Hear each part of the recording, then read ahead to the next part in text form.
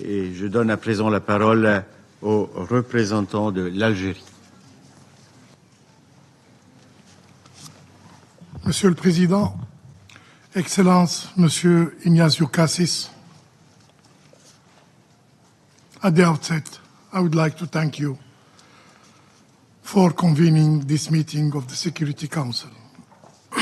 And we extend our sincere thanks to Mr. Wensland for his briefing. For over a year now, the Middle East, and Palestine in particular, have been gripped by worsening violence. The brutal Israeli aggression escalates daily, spilling over into Lebanon, into Syria, and beyond. A real threat to regional stability, as well as international peace and security. We witness entire communities facing death, starvation, and outbreaks. Land desecrated, and international law rendered meaningless. Indeed, the framework our predecessors built after World War II is crumbling before our eyes, unable to stand against an Israeli power shielded from accountability and enjoying total impunity. Today, unfortunately, we live in a world where might overwhelms right. Mr. President, as stated in different reliable reports and confirmed by Mr. Wensland today in his briefing, the situation in northern Gaza is beyond catastrophic. Just yesterday, in Gaza, Israeli forces struck a building in Beit Lahya, leaving at least 60 Palestinians killed, including at least 25 children. To grasp the unprecedented level of destruction in Gaza, one only needs to look at the New York Times today. It's hard to find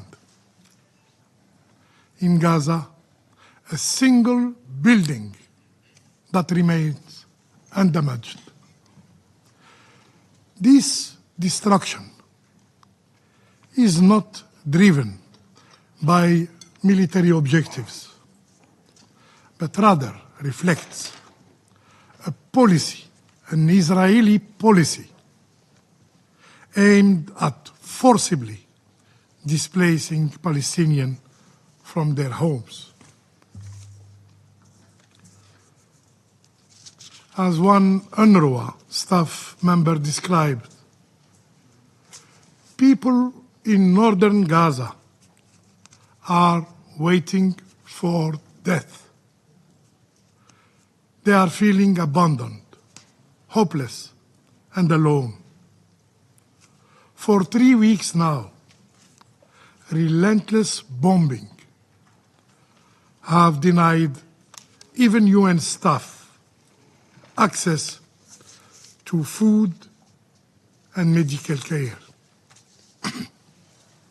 And the healthcare system in Gaza is on the brink of collapse. Kamal Adwan Hospital, who suffered several bombardments, is barely functioning, with no more blood unit, no shroud, and no basic medical supplies. As the hospital director said, we were expecting humanitarian aid to arrive, as promised by the international community, as promised by the Security Council. What we had? Only Israeli tanks came instead. Amid this crisis, polio vaccination campaign is halted now, leaving children unprotected. Furthermore, in the south of Gaza, conditions are not even better. Worse still, the situation is rapidly deteriorating as the Israeli occupation weaponizes starvation against civilians, especially children, by denying them essential food.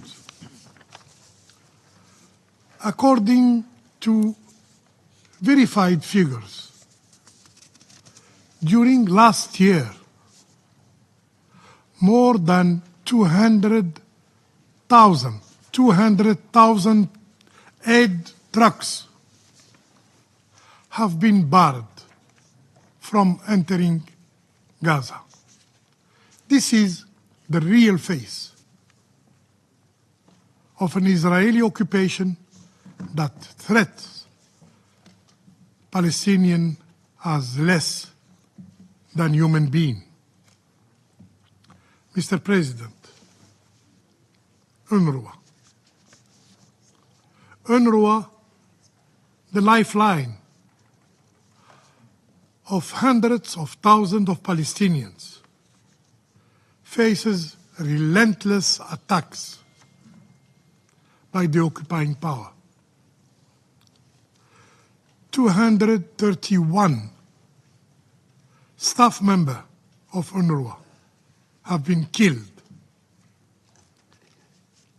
190 premises of UNRWA were bombarded by the Israeli army. And now, the operation of UNRWA are at risk of being completely halted. Just yesterday, the Israeli authorities adopted 2 bills aiming at halting UNRWA activities in the occupied Palestinian territory. Algeria firmly condemns this decision and recalls that UNRWA operates under a mandate from the General Assembly of the United Nations, warranting our collective defense and support. And UNRWA is irreplaceable. And UNRWA is indispensable. It must continue to serve as a lifeline for Palestinian refugees until a just and political solution is achieved, establishing an independent Palestinian state. Mr. President, enemy of transparency and accountability, the Israeli authorities attempt now to obscure the truth after outright denying its crime. It has even dared to threat our multilateral bodies dealing with its flagrant violation of international law, of international humanitarian law, some of which these multilateral bodies regrettably have succumbed to this pressure. As global conscience increasingly reject images of death and destruction, calling for an end of the Israeli and occupier unchecked actions, suppressing this image from the media, from reaching the world, have become a priority of the Israeli authorities. In fact, the occupying power endeavors relentlessly to hide its crime from scrutiny and from international justice. Foreign journalists are now barred from entering Gaza, not for 1 week, not for 1 month, but for more than 1 year. Moreover, the few Palestinian journalists who remain in northern Gaza find themselves in the crosshair of the Israeli occupation. Just last week, 6 journalists were accused of being terrorists by night to justify their killing later. This is a policy we have seen used, costing the life of already over 168 journalists in Gaza, and now tens of them in Lebanon. This cruel reality was exposed by the UN Special Rapporteur on freedom of opinion and expression, who have said, and I quote, "Targeting journalists is a strategy by Israeli authorities to obstruct the documentation of crimes," end of quote. Yet, the truth cannot be erased. Its light breaks through, clear for all to see. But,